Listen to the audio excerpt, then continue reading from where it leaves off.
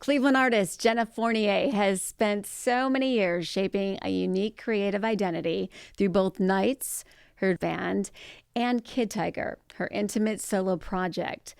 Seamlessly balancing both, she has built a devoted following with her ethereal vocals, immersive soundscapes, and deeply personal songwriting. Beyond music, Jenna is also a painter with a visual style as dreamlike and introspective as her songs. Her artistry has even led to collaborations with Billy Corgan and Chloe Mendel through Madame Zuzu's Records, which is just amazing, merging her love for music and visual storytelling.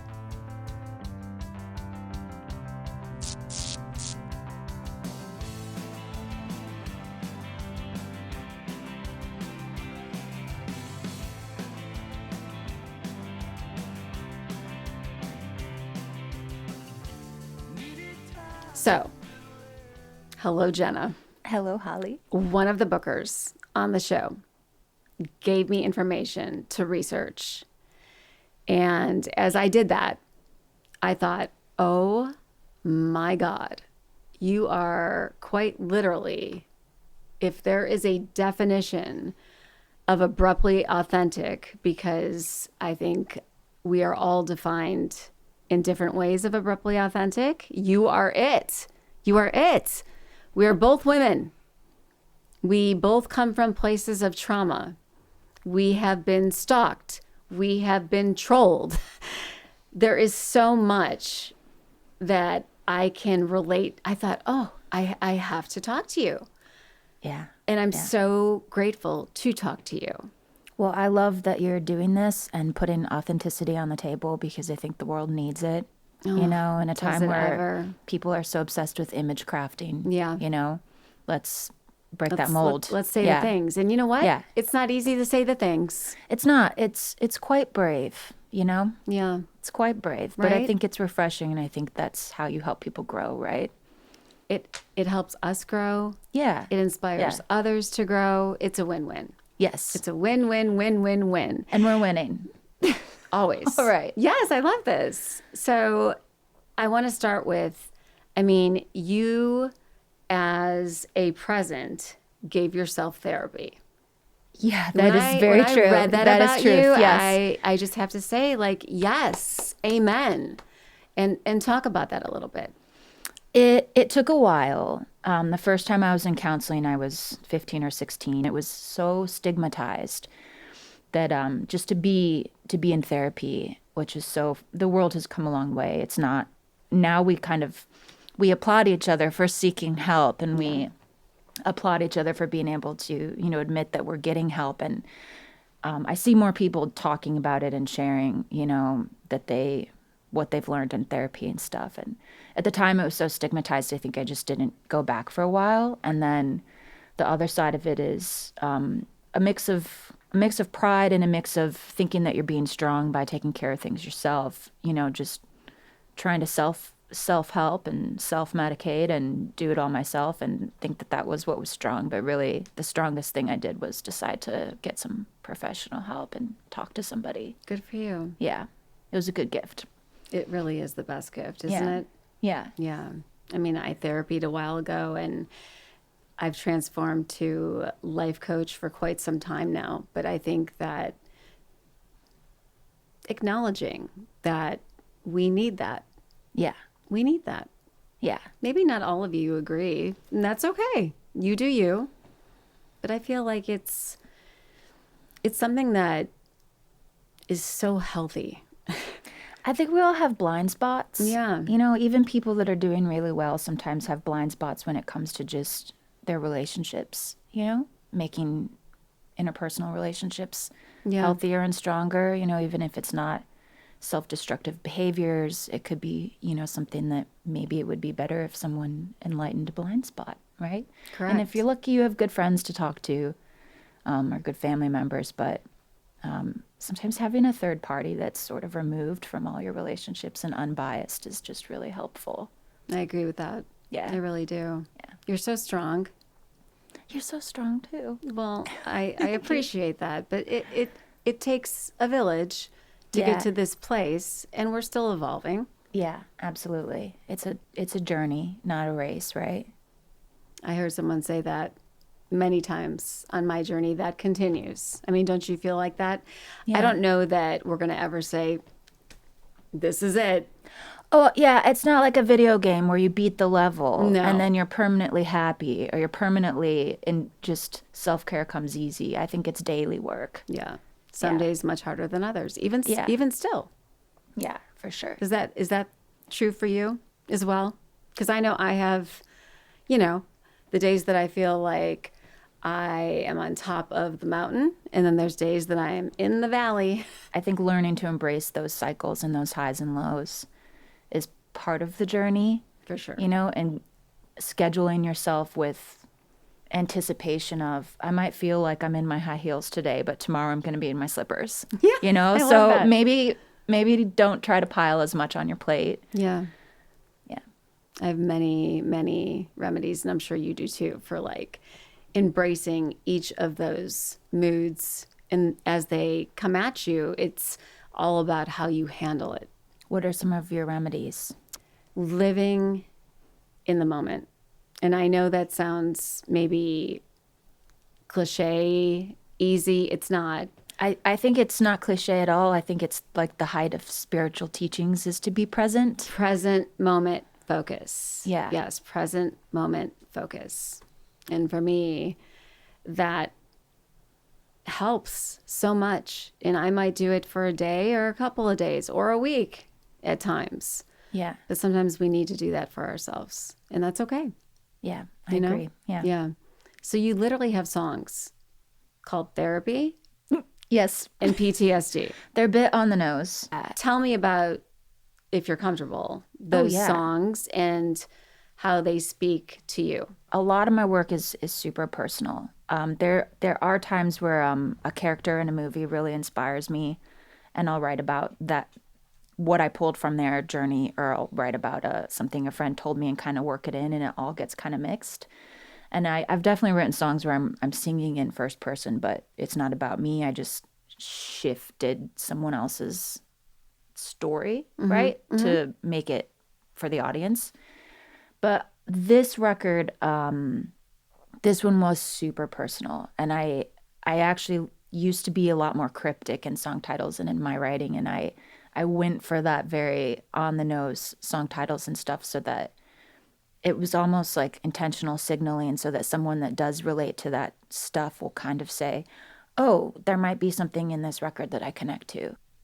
But Therapy was sort of a very, it's exact, my therapist quite literally told me, because I was concerned about my drinking through 2020, and I talked to my therapist about it, and I said, you know, I feel like I used to drink for celebration, and now I'm drinking to cope with alcohol. Oh my goodness. And I have it on both sides. I have alcoholism on both sides of the family. So I was, you know, trying to understand this path. And he was like, well, you're just self-medicating. And I'm like, okay. And just sort of explain that to me. And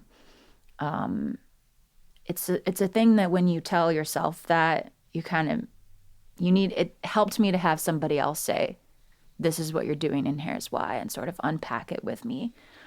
And I don't know what I expected my therapist to do for me, but he just gave me a bunch of homework and sheets, and really he worked on my self-esteem and worked on my confidence with different worksheets and different challenges, and helped me build myself up so that I felt stronger to cope without the alcohol as a coping mechanism.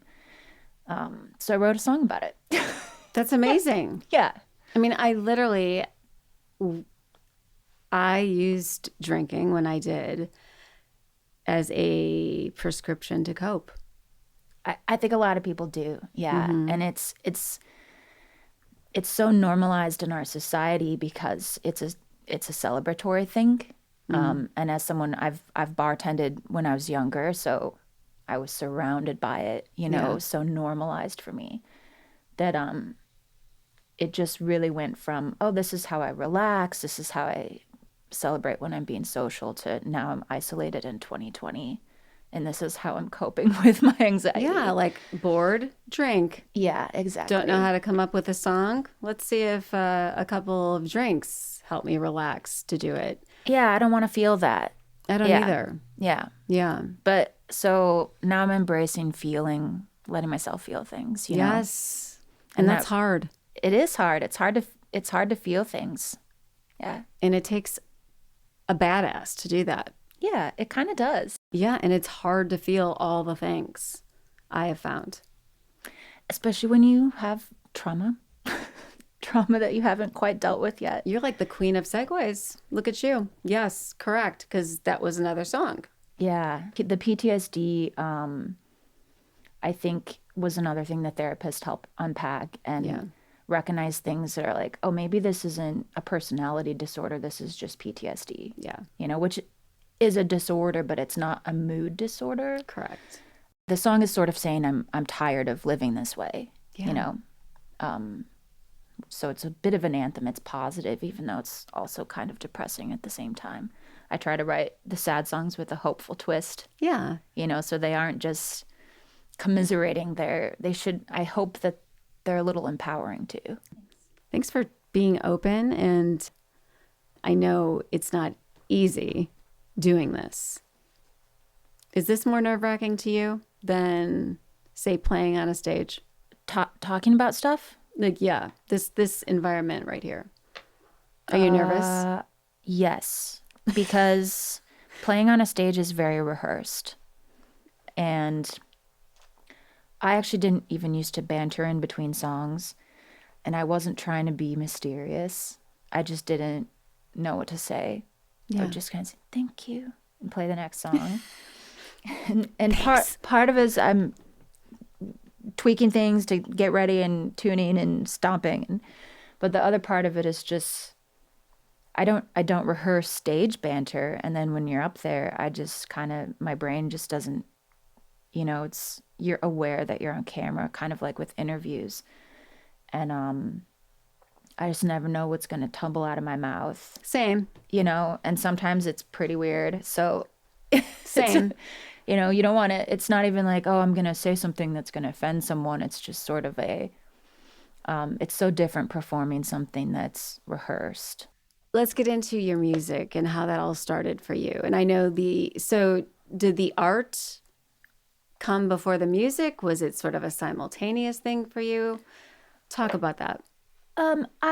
As a kid, I was, I'm still pretty introverted, but as a kid, I was really introverted. I had selective mutism in school, introverted. And I just like to draw. I still like to draw, but I fell in love with music later.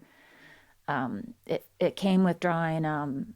I loved drawing girls, and I would just draw girls and give them different outfits and stuff. And when I was young, I thought I wanted to be a fashion designer. But then I started drawing other things, and I was like, no, it's not the clothes, it's the drawing. I like drawing. Then I started painting.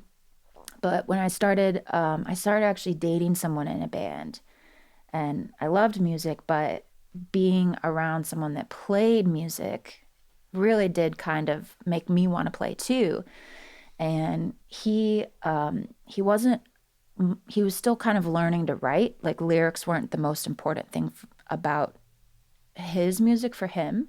And I would sometimes write his lyrics for him, and I would sit there while his band played, and I would write in my journal, and I'd write some lyrics, and he would use them sometimes. And I just kind of got it in my head that I can do this too, you know? Yeah. So I started learning guitar, and it was all over. I just started writing songs. Yeah. That's so cool. Yeah, I fell in love. Yeah. So did you sing before?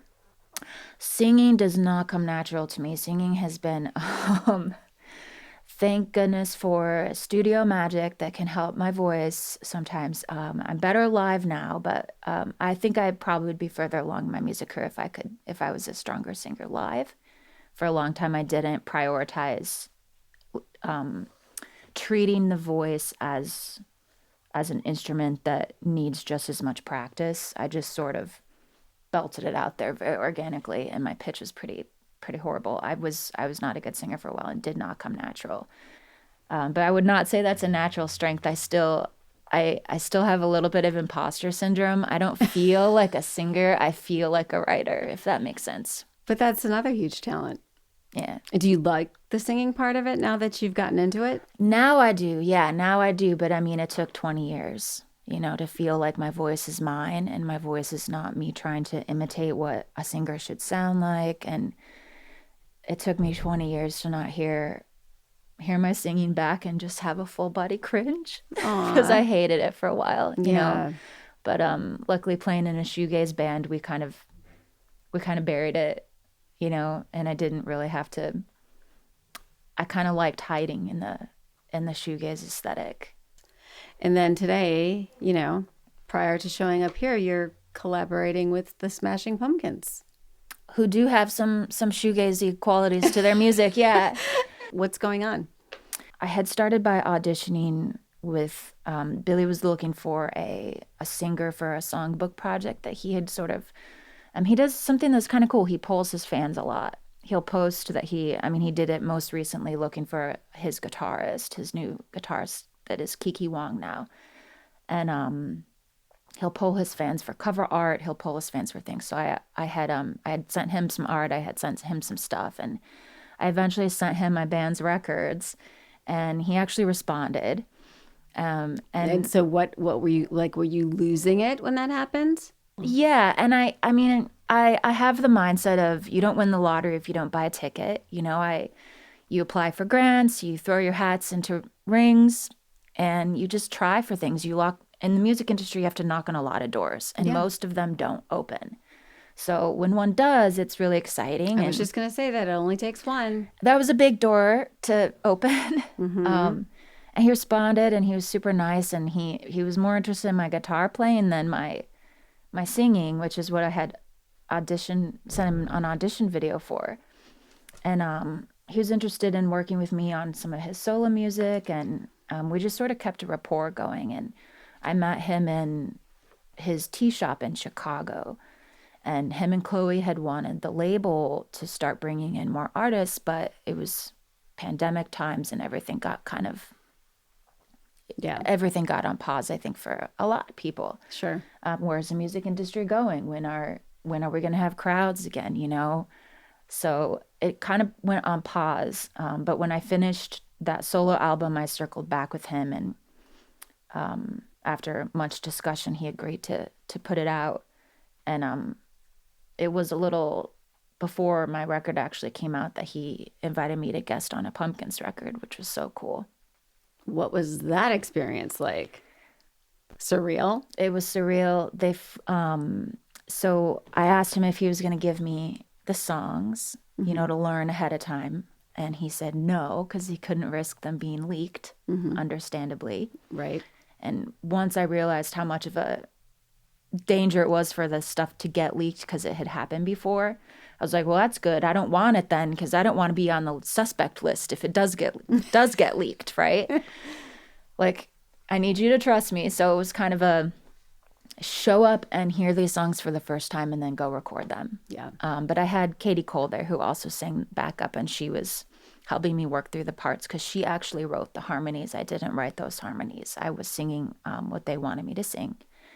But we knocked out 6 songs, I think 6 or 7 songs in a day.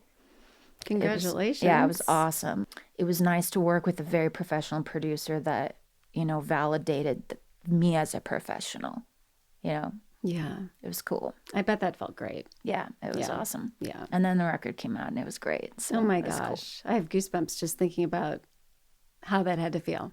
Yeah. It's still wild. Yeah. I have the vinyl framed on my wall, and it's like in my studio for encouragement. Of course. You look at that every single day. Yeah.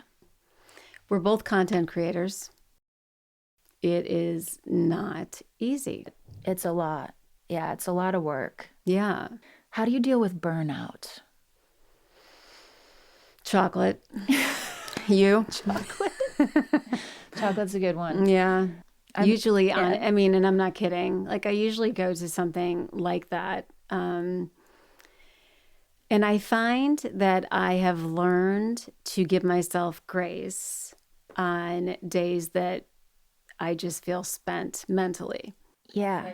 So now I do things that calm me and sort of ground me in those moments and reset me. Yeah. Light candles. I know it sounds lame, but that's very peaceful for me. It is. Yeah. And I love candles. I love them. Yeah. Like I love them. It's not. Aromatherapy is real. Yes, Yeah, it is. It's very Yes, real. it is. So there's that. And then I also think quiet for me, believe it or not. I recently ran into a friend from back in the day when we went to a lot of concerts together, and he was like, "So what are you listening to these days?" And I was like, "A lot of white noise machine." Yes. Like sounds from the rainforest. Coming from the music. I'm listening to waves, white noise, sometimes ceiling fan and birds. Great. And sometimes the birds get too loud, quite honestly. Yeah. And then I knock it back down to just that pitter patter of rain. Yeah. And sometimes it's literally no sound for me. Yeah, I think we need it. We also have stalkers, you and I. So, how do you feel? How do you deal with that? I'm still navigating that because it's newer for me. Mm-hmm. I get death threats in my emails, and I have someone that people have told me just don't open his emails, and it's so hard not to open. It's hard not to open, and you want to know, and I want to know, and I want to know the level of the threat, you know. Same. But then, is it good for me to be reading someone telling me that he's going to shoot me while I'm on stage? Is it good for me to read that right before I go play a show? Probably not. Right. You know, probably not the right mindset you want to be in, but sometimes I don't open them and sometimes I open them. I really only have one person that emails me death threats. And I don't get a lot of haters. I was telling you earlier, you know, I think there's a level where people reach a certain point of success and they're no longer human, you know, to the public, and they're just, I don't know what it is. Somebody on a pedestal, it seems like it's easier to throw tomatoes at them, you know? Jenna, people throw rocks at things that shine. They throw knives. They throw knives that shine. Yeah. Yeah. Or that, whatever you want to, it's true. Yeah. It's hard though. Do they get to you? I'm learning to not let them. I think there was a time where I was a lot more sensitive and I took things personal, and now I think it's Georgia O'Keeffe who said it first, but her kind of mantra has become my kind of mantra, where flattery and criticism go down the same drain. They sure do. So don't let compliments go to your head and inflate your ego. Correct. You know, because the insult's coming next. And so you kind of just take both with a thanks, no thanks. Mm-hmm. I'm moving on with the thing that I want to say and do. Yeah. No, I totally agree with that. And I don't know if you feel like this, but when I am reading something that is negative and it's freedom of speech, we live in a world where we can say things to people, right? Yeah. And everyone has that right. Yeah. But it's all in how we react to it. Yeah. And honestly, it usually says more about them than you. You know? Yes. I mean, I wouldn't 100%. respond to somebody this way, but sometimes I see stuff and I'm just like, wow, I'm here, I'm working on music and sharing something that I took my time to create. I'm spending my time creating and trying to be a better version of myself. Mm-hmm. You're spending your time saying horrible things to complete strangers. Mm-hmm. That says more about you than it does about me. Yes. Yeah. Yes. And that helps me just like dirt off the shoulder. Right. Yeah. Can you ever, I sometimes have to go here. I could never imagine saying something like that to anybody. Like, why would you want to silence someone who's just expressing themselves? If you don't like it, you could I just quite won't literally watch. just scroll along. Yeah. I just won't watch. Like we were saying, like if something's going to bother us, I'm going to scroll past that. I'm not going to make myself feel shitty. Yeah. Right? Yeah. Or feel vulnerable or insecure because it won't serve me. Yeah. It's a good perspective. You know, You know? constructive criticism is one thing, but then there's yes. completely just mean-spirited things, threats, as you brought up. And no. So if you wanted to take advantage of that, you're incentivized to feed into this bickering, you know? And I don't think that's healthy for us as a society to incentivize people to try to make a few extra bucks off of the lowest hanging fruit. I do not comment to low-hanging fruit. Do you? No, well, I I wish I could say never, but I mean, sometimes I have my emotional inflammatory reactions, and I forget that it is hard. I forget that I should be above that, you know. You are above I that. forget that, and sometimes I just want to level with someone, because as an artist, I want so badly to be understood. You know, it hurts to be misunderstood when your work is so vulnerable and your work is intended to connect and to be understood. And then somebody just completely comes into those vulnerable areas and stabs you in your wounds. Yeah.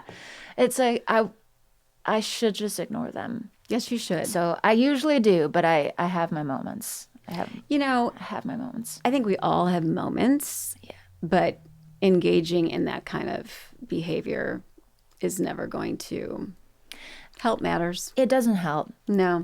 I don't even think it helps me, you know? Oh, gosh, no. Even if I tell That's myself. What I meant. Yeah. Oh, yeah. Okay. Yeah. Forget the keyboard warriors that are hiding in their basements doing whatever they do. I'm talking, it doesn't help us. Yeah. Yeah. And I had to recognize that. And it's still, I mean, listen, it still bothers me at times. We are human. Yeah. So it's normal, I think. But then what makes us really strong and evolved women, us, is being able to say, you don't deserve my time. Yeah.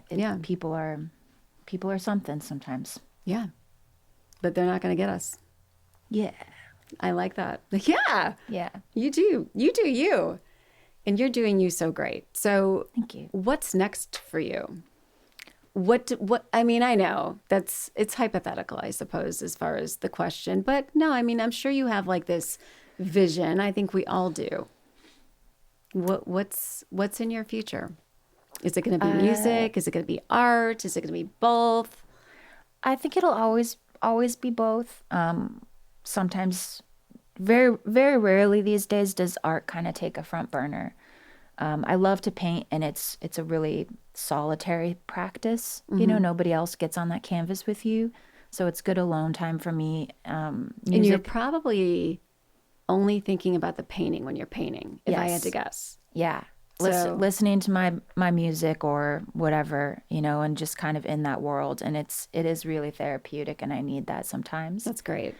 I'm slow to book gallery shows, because when I was trying to balance that with booking gigs and stuff, I would find myself sort of rushing through paintings just to finish a body of work for a show, and I don't want the show to motivate the art, if that makes sense.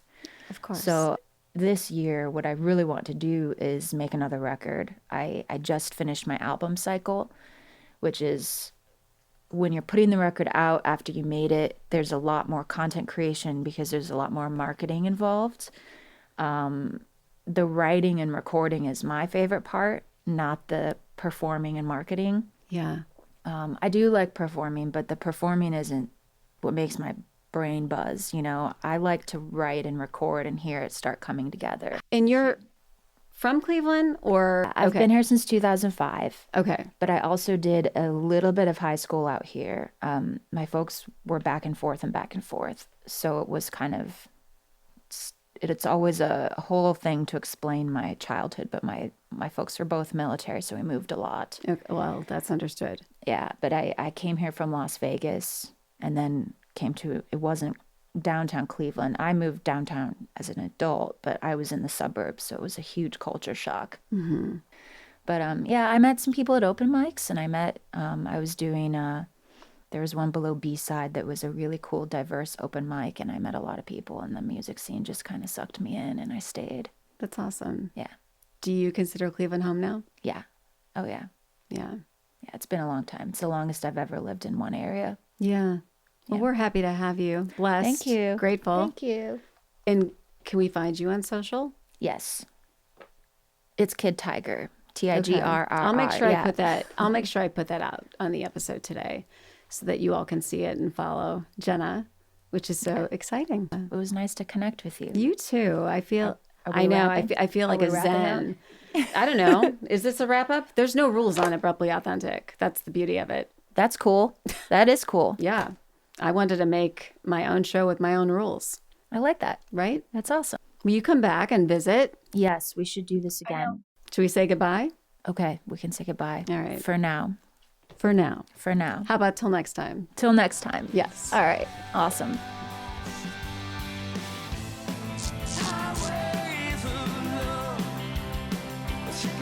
I'm giggling because the flow thing is so real too. Do you understand what I meant by that? See, And not then, everyone does. I know. I'm like, I'm not in the zone anymore. Locked in. I was and in the then- zone with you. I was totally like locked into what we were saying, and that was it. This is trauma. 3, 2. 3, 2, 1. Hollie is trauma for me. PTSD. Okay.